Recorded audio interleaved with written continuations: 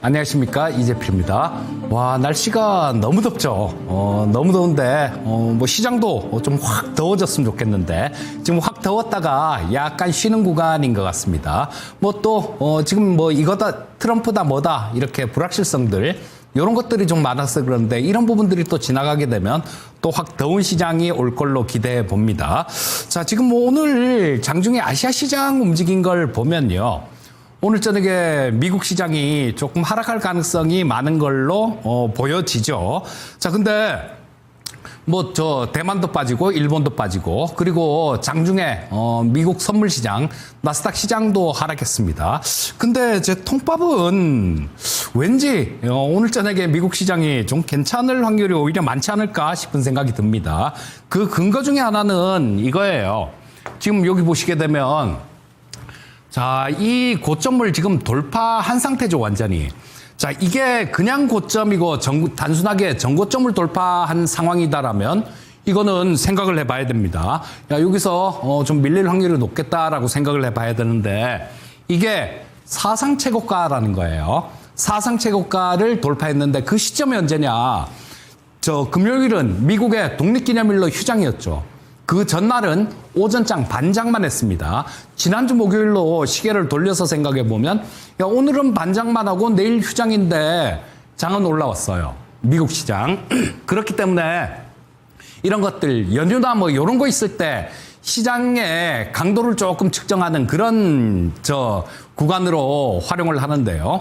자, 그 전에 이렇게 움직였다라는 거는 좋은 걸로 해석할 수 있습니다. 그래서 아직도 나스닥 선물이 뭐 한 100몇십 포인트 정도 하락하는데 왠지 오늘 저녁에 미국 시장은 괜찮을 것 같다라는 생각이 듭니다.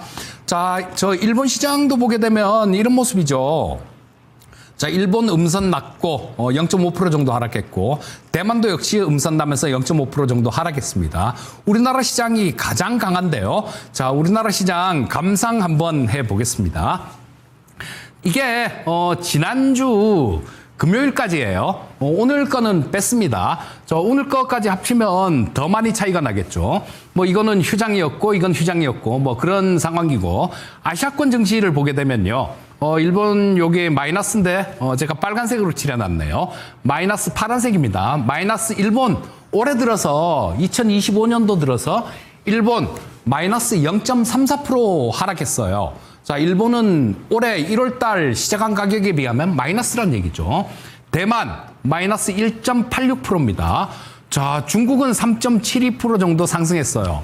자, 자랑스러운 우리의 코스피 지수는 금요일까지 27.2% 상승했습니다. 그러니까 오늘 또 플러스 났으니까 뭐 한 28% 더 플러스 났겠네요. 자, 그리고 코스닥 지수도 마찬가지 14.26% 정도 상승했습니다. 자, 올해 들어서 보면 독보적으로 독일이 한 19.4% 정도 올라왔는데 우리나라 코스피가 가장 강한 모습이죠. 자, 이거는 이유가 다 있는 겁니다. 그런 부분들 작년에 되게 많이 좀 어려웠잖아요, 우리. 그 부분을 이렇게 일정 부분 되돌려 놓은 부분들이 있고요. 또 한 가지는 그런 부분들이 있는 것 같습니다. 뭐 상법 개정안 이렇게 통과가 되면서 지난주에 그걸 시장은 제로 노출로 인식을 해서 금요일 날 좀 빠졌지만요.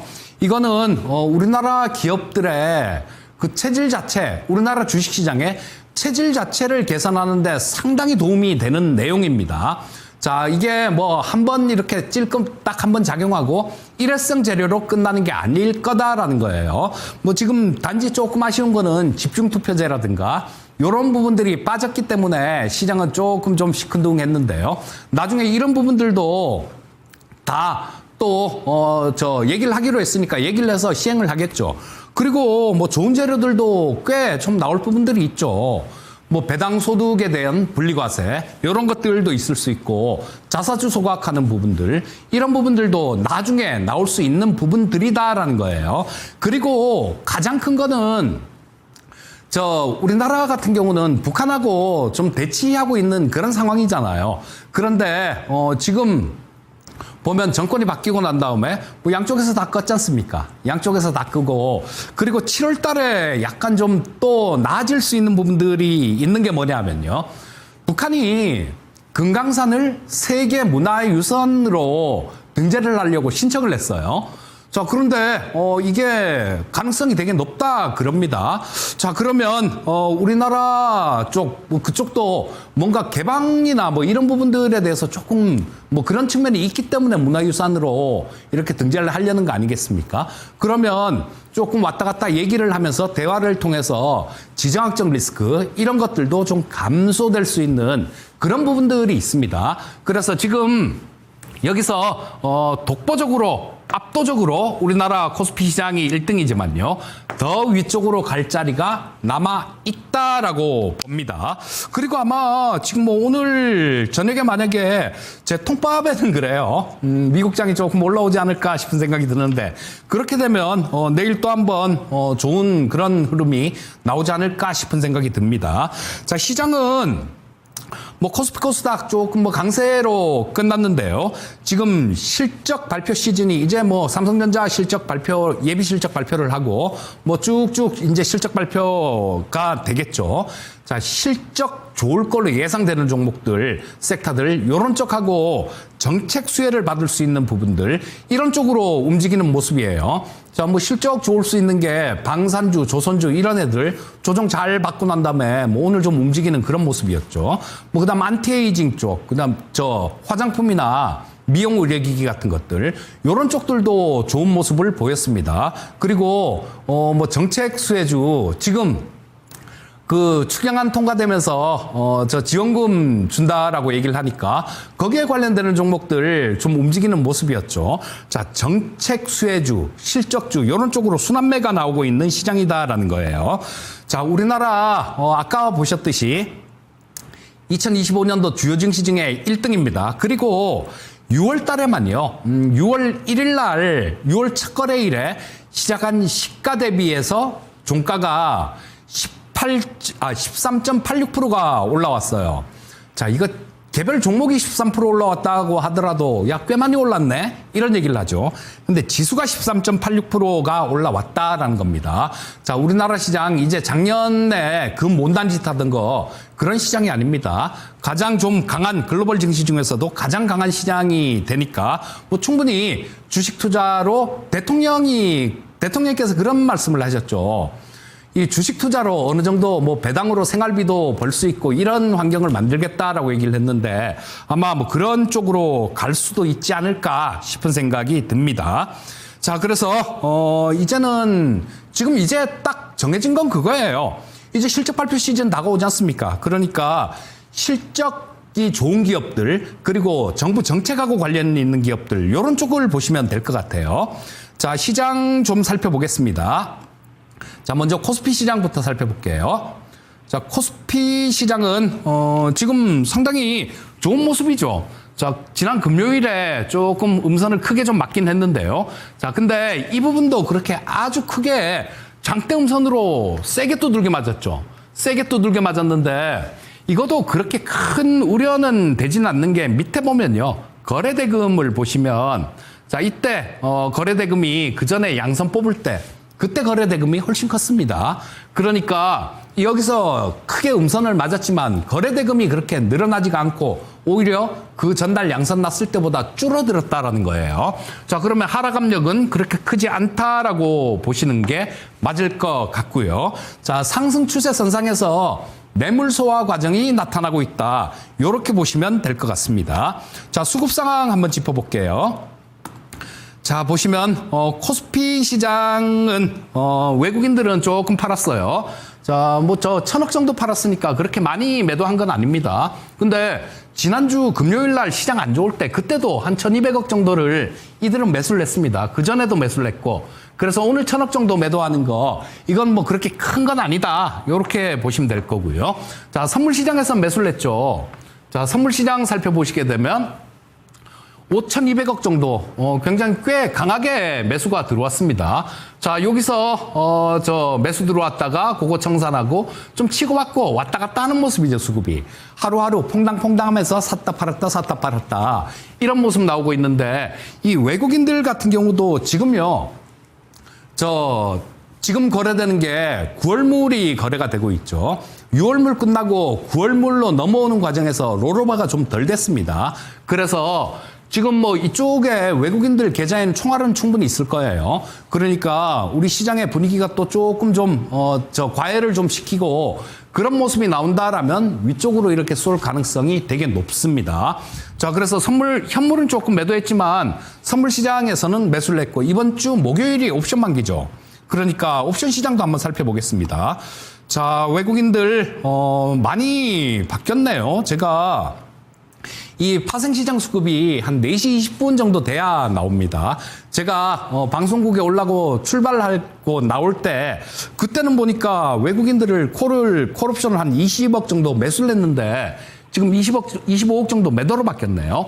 하지만 콜매도 포지션은 뭐 그렇게 시장에 긍정적인 포지션은 아니죠. 하지만 풋옵션 쪽을 보게 되면요. 자, 풋옵션 쪽에서 92억이나 매도를 쳤어요. 풋옵션에서 92억이나 매도를 쳤으니까 뭐 안 그래도 그 전에 쌓여 있던 게 한 130억 정도 매도 물량이 쌓여 있었으니까 지금 대략 뭐 한 220억 정도 외국인들 7월물 옵션을 매도를 쳤다는 얘기인데, 자, 이 정도 수준이면 만기 근처에서 이렇게 늘어나면요, 지수 웬만하면 잘 안 빠집니다. 웬만하면 잘 안 빠지니까 뭐 그 부분 참고해서 시장은 판단하시면 되겠고요. 역시 마찬가지 이 코스피 시장은 주로 실적되는 쪽들, 이런 쪽들 위주로 보시면 좋을 것 같아요. 자, 뭐 실적 발표 시즌에서는 실적 호전주들 이런 것들이 또 선전을 합니다. 가장 좋은 모습을 보이니까 시장이 좀 조정을 받는 구간이 나온다? 그러면 지금 지난번에도 마찬가지로 지난주 후반에도 실적 되는 애들, 이런 애들 지난주 금요일 날 많이 빠질 때요. 그럴 때 좀 이렇게 담아놓고 그랬으면 아마 오늘 재미가 있었을 것 같아요.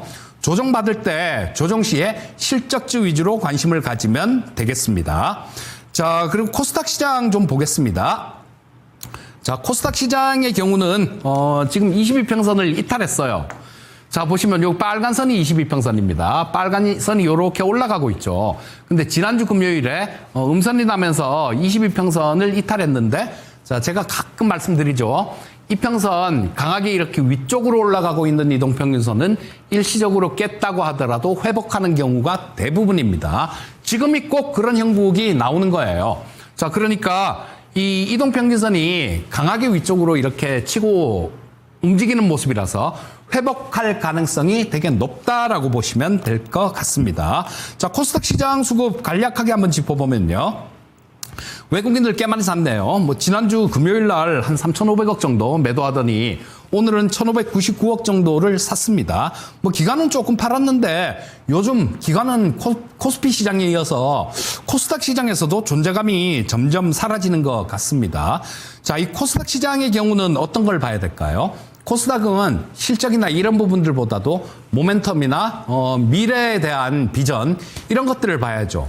코스닥 시장 쪽에서는 새 정부의 정책 관련주들, 요런 쪽을 중심으로 보시는 게 훨씬 더 좋다라는 생각입니다.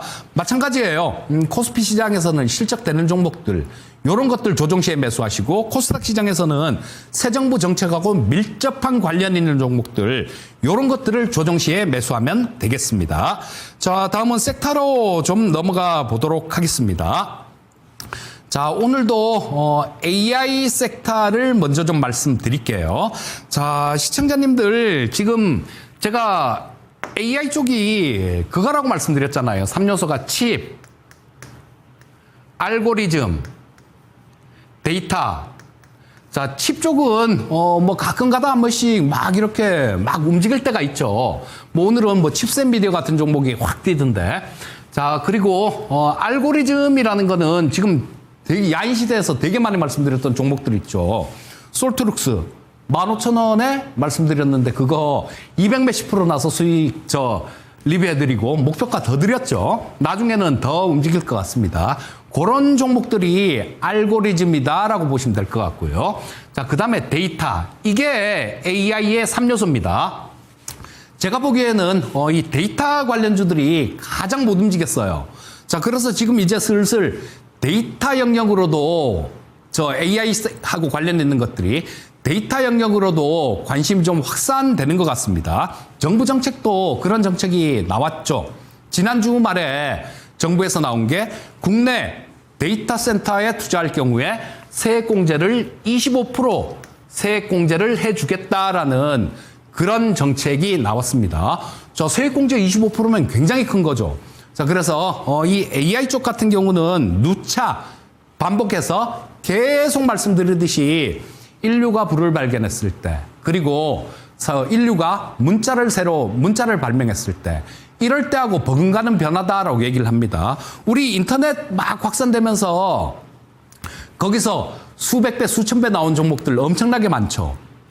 AI는 저 개인적으로는 인터넷에 의한 변화보다 훨씬 더 큰 변화다라고 봅니다. 그리고 이렇게 보는 사람들이 많아요. 저뿐만 아니라 되게 많습니다. 그렇다면 이 AI 쪽에서도 수십 배, 수백 배, 뭐 많으면 수천 배 이렇게 올라가는 종목이 나올 수 있다라는 겁니다. 그래서 항상 관심 있게 보셔야 돼요. AI 쪽은. 자, 오늘은 데이터 관련되는 종목을 뭐 한두 종목 정도 말씀드리도록 하겠습니다. 첫 번째는 가비아인데요. 이 가비아 같은 경우도 마찬가지 16,000원의 야인시대에서 추천해드렸습니다. 근데 지금 25,400원이네요. 자, 그때 당시에는 시가총액이 한 2천억 정도 됐었는데 지금 3천억대 중반 정도 그쯤 돼 있는 상황이죠. 자, 추세 자체는 차트에서 보시듯이 굉장히 좋은 흐름을 보이고 있고요. 저는 이 가비아는 이게 더 힘스러워요. 제가 저 TV 방송에서도 몇 번 계속 말씀드렸죠. 자, 지분 분석을 들어가 보시면요. 여기에 최대 주주가 있죠. 여기 최대 주주가 한 25.93% 정도 지분을 보유하고 있습니다. 자, 2대 주주가 누구냐 하면요. 여기 보시게 되면 미르캐피탈이라는 이쪽이 2대 주주예요. 이쪽이 2대 주주인데 참 묘합니다. 계속 사요. 이들이 10%를 넘겼던 게 제가 기억하기로 2022년도 그때 보유 지분을 10%를 넘겼는데요. 계속 매수하죠. 보시게 되면 여기.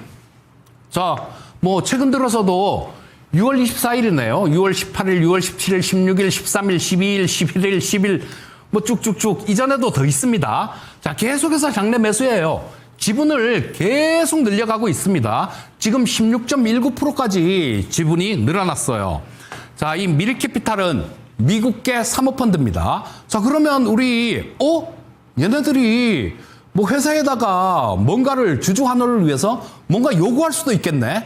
이런 생각을 할 수 있겠죠. 자, 그리고 이거 외에도요. 외국인들 지분 보시게 되면 여기 뭐 피델리티도 있고요.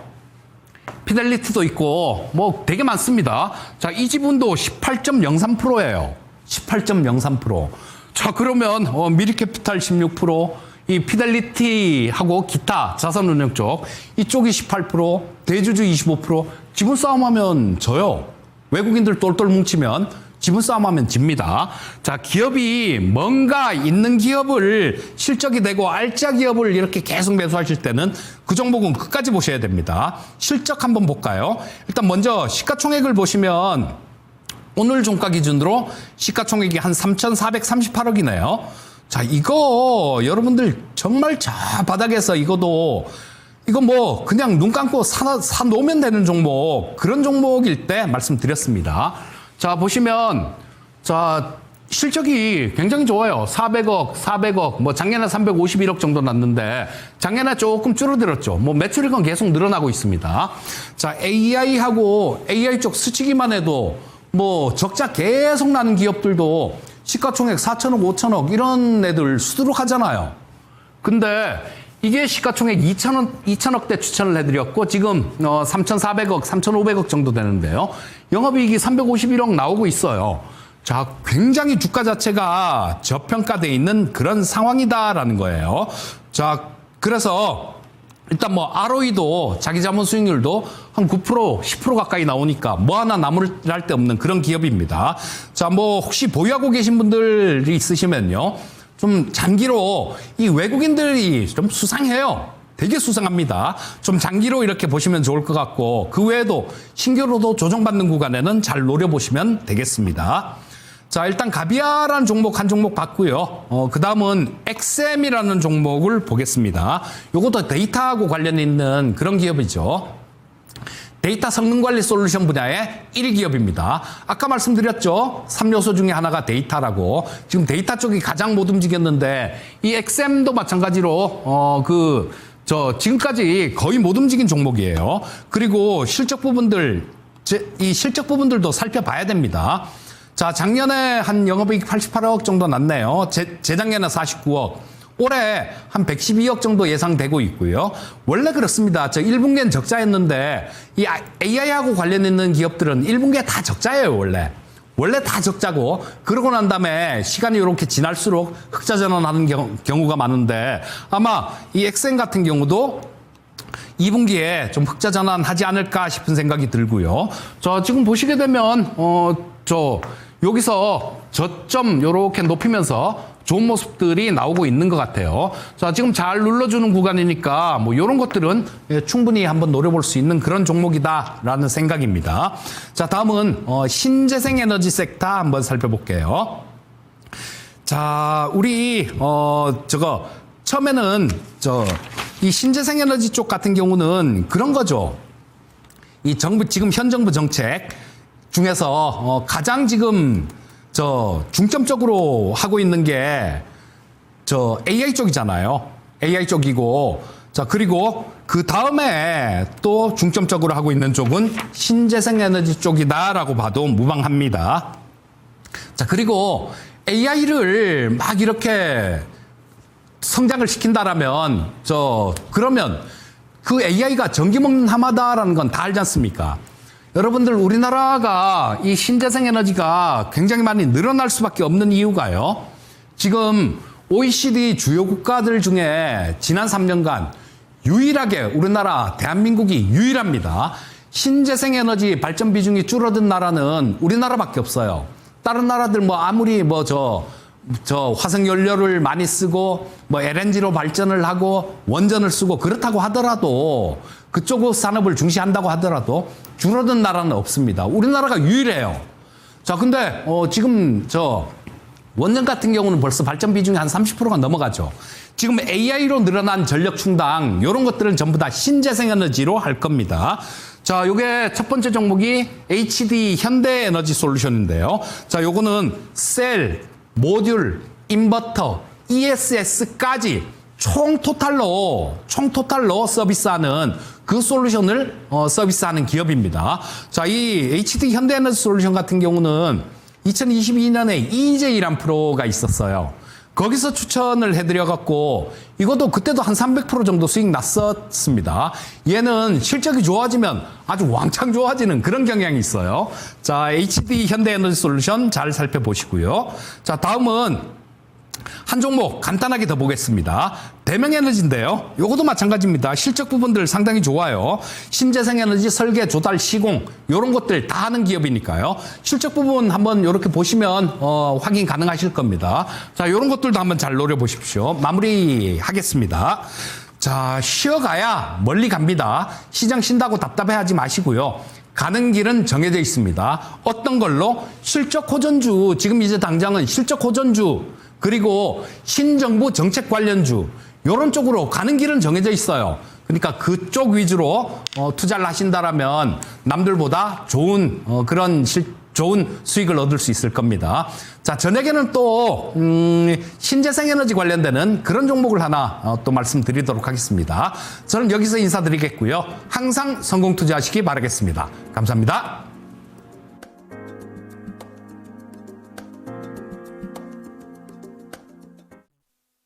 본 방송은 투자 판단을 위한 조언일 뿐 투자 판단과 결과에 대한 책임은 투자자 본인에게 있음을 알려드립니다.